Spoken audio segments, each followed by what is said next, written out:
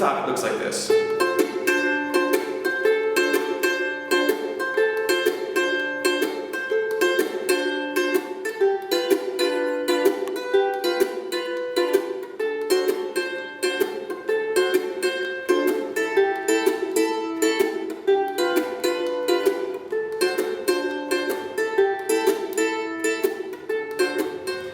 Hey, what's up everybody? Tyler from TenthumbsPro.com. Today we're doing something really cool. We're doing a blues in D, but I'm going to be showing you some cool extensions, how to utilize the sixth, movable bar chords, and the importance of multiple shapes, alright? So this is something you can apply to your blues in D, or your blues in E, or your blues in A, or your blues in G, or any blues you're playing. There's cool tips, alright? It's going to be a little more intermediate, but I'll have links if you struggle with kind of the strum pattern or the mute. I'll put some links in the description below to help you out, okay? Alright, so what I need you to do right now, real quick, Tenthumbspro.com, new songs every Wednesday, new songs every Saturday. The only thing we're doing is dedicated to teaching you the music that you want to make. If you want to help us grow, you can check the links below and see how you get involved. If you came just for this lesson, that's cool, I respect it, I dig it. Grab your ukulele, grab your brain, grab your attention span, and follow me on in. Let's break it down. Alright, so we're going to do this blues in D, but we're also going to look at some nuances and tricks and the importance of bar chords and extensions and other voicings to make your blues sound a little more nice. But the first thing we need to do is get the foundation of the 12-bar blues, okay? So I have a D7 right here, a G7 here, and an A7 here. These are all shapes that if you play blues you're probably familiar with. And if you don't, you're probably familiar with something similar. For example, maybe a D major like this. Well, there's your D7. G major, well, there's your G7.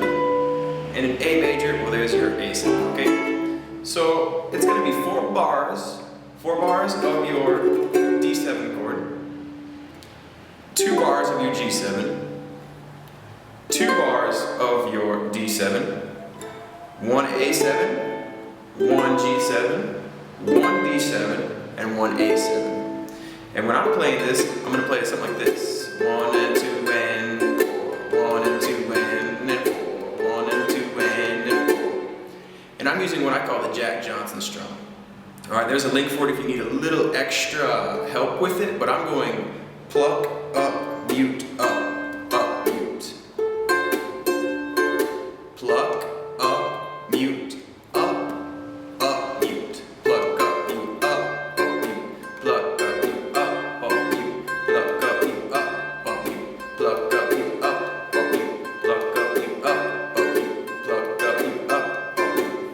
That pluck and that mute give it kind of a ragtimey blues feel that's really cool, okay?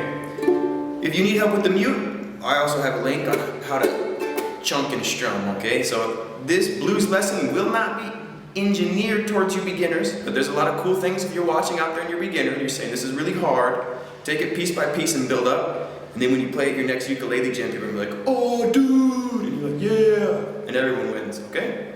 So that happens 4 times on the D7.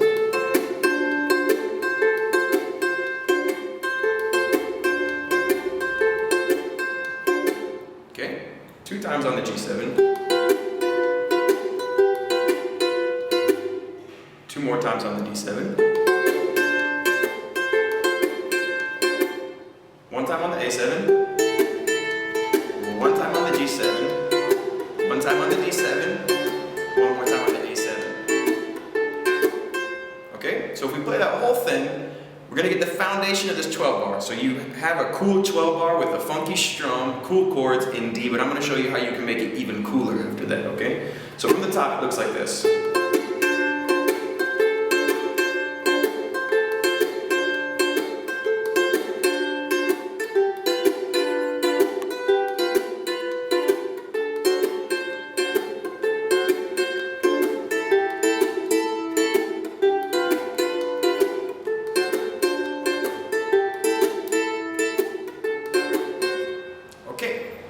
Wicked. That's going to sound fantastic with a D minor blues scale over that as well, right? So here's your C, here's your D. You have this shape right here. And that's going to sound really nice if you're playing with 2 ukuleles. But if you're playing with 1 ukulele, you have that D note for an extension right there. So you can rock and roll this.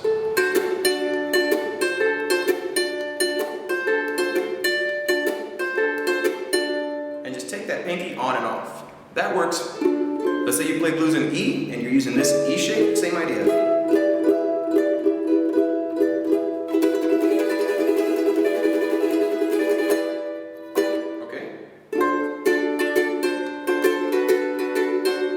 You can also take this finger off.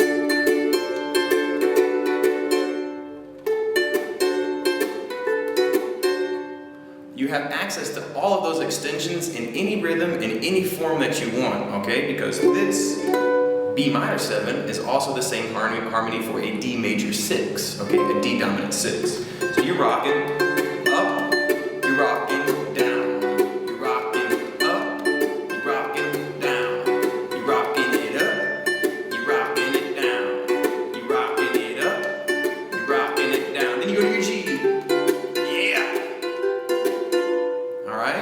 This finger right here is your 7. Take it off and you have a 6. A,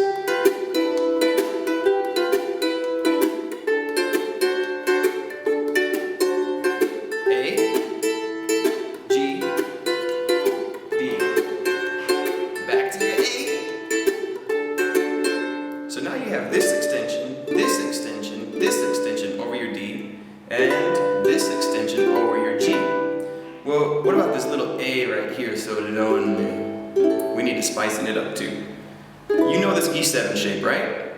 Well, that means you have a movable chord because that same E7 can be an F7 here, and a G7 here, and an A7 here. So when you do that turnaround, you can go.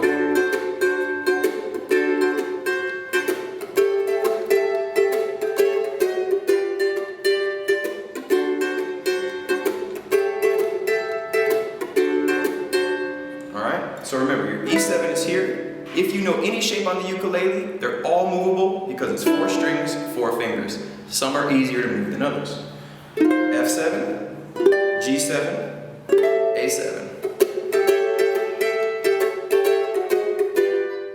This A flat 7 here is an excellent passing tone.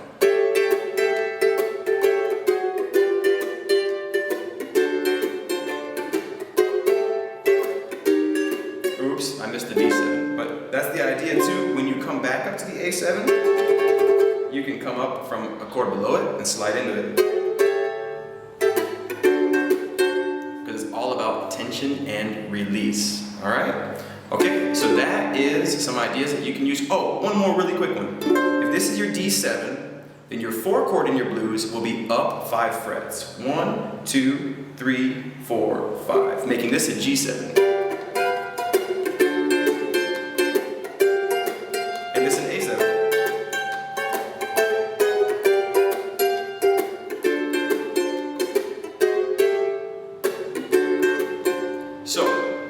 This shape, you can move it up 5 frets. 1, 2, 3, 4, 5 for your G7. Making 1, 2, this is your A7, all right? And you have access to those as well. And you can interchange them. A7, when the order of these chords is D7, G7, D7, A7, G7, D7, A7, that's the foundation. A7 can mean a lot of different things. It really just means an A dominant 7 chord. The notes that you choose to play, the less or the more, you can start to get into jazz territory because the 7th note and the 3rd are what define that chord, okay? That's a lot of theory. If that theory's over your head, just know that any A7 works where you need to put an A7, and by mixing them and matching them, you make your blues more dynamic, all right? Okay, apply these tricks in D7 to a blues in E7.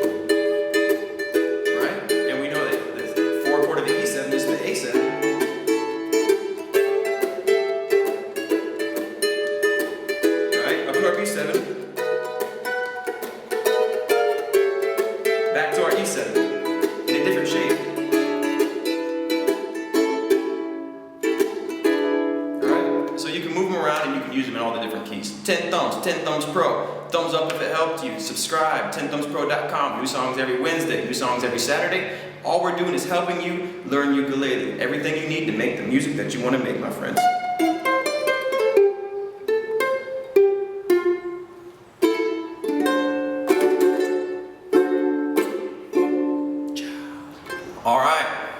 you down-home, blues-fried boys out there on your ukulele, you can take this on your next jam session. You can play this one with a guitar as a bass and have the guitar riff on it, electric or acoustic.